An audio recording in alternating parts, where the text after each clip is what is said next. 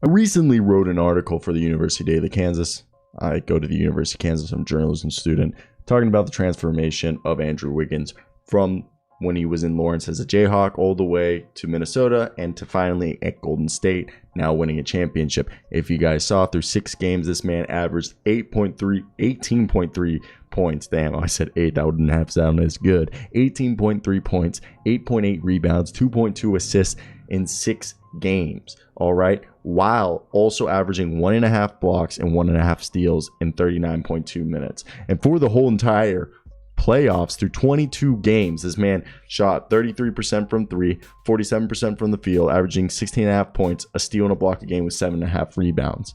And the crazy part is, if you look at his shooting percentage, yes, he shot 30% from 3 during the finals and 45% from the field, but this man literally looks like, if he plays like this for the entirety of next season, he is definitely at least a second team all defensive member and could potentially be a third team all NBA type guy. I'm not even kidding. If all you have to do is say just become a bit more efficient on shooting, but he's literally a quintessential definition of a 1 through 5 defender, and also a guy who's a two-way threat who can play every single position.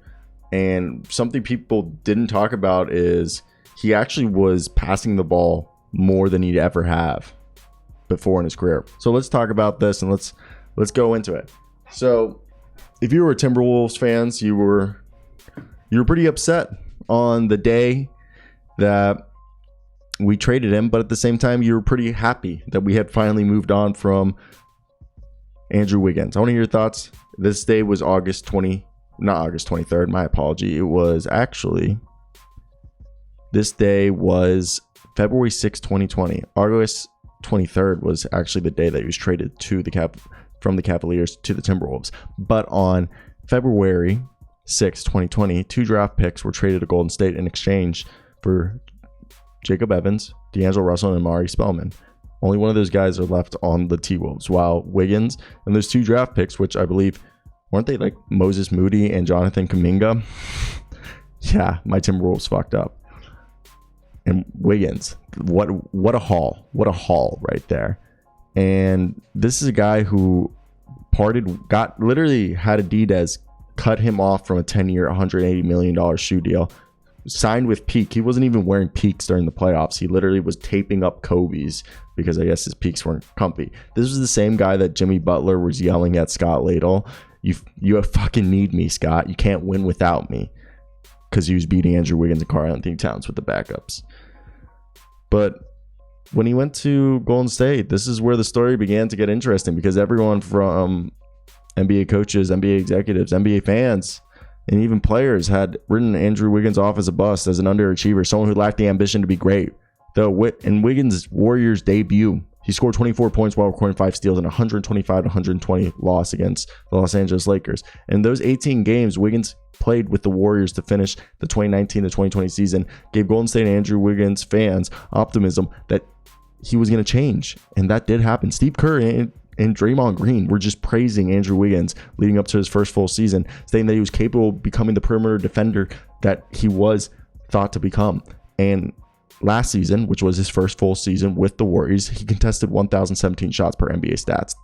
And he became the first Warrior to defend 1,000 field goals since Draymond Green did it with 1,208 in 2016 and 2017. And that's not all Wiggins accomplished. Wiggins threw 156 regular season games with, the Golden State Warriors, has shot 38.4% from 3 on 5.3 attempts per game, compared to 33.2% on 3.5 attempts per game through 442 games with the Timberwolves. This past season, he was named a starter of the Western Conference team for the 2022 NBA All-Star Game. And everything so far that has happened with Wiggins during the 150 regular season games or so has been a sigh of relief for his development, for Wiggins fans and Warriors fans. But this playoffs and this finals, what Wiggins did was nothing short of remarkable. Wiggins has become the epitome of a lockdown defender for the Warriors, assuming the role that was once Klay Thompson and Andrew Iguodala's from the Warriors' prior championships, as the two-way threat that guards the team's opposing best player and is also capable of scoring a plethora of buckets in a variety of ways. Okay, and through the playoffs and every season, Wiggins had to face Nikola Jokic, John Morant, and dominated Luka Doncic on his way to the NBA Finals. And the most astonishing part is Wiggins' rebounding ability through the postseason is just remarkable, as he posted multiple double-doubles through the playoffs and has ended up grabbing the second most rebounds in the entire playoffs on the team, behind only Kevin Looney. And he ended up with 2 less rebounds than Kevin Looney, or 5 less rebounds, give or take, while averaging 1.5 blocks and 1.5 steals per game, with basically 17 points a night, almost 18 in the finals. And in a recent poll, Andrew Wiggins was named the second most likely Warriors player to have won the finals MVP behind Steph Curry.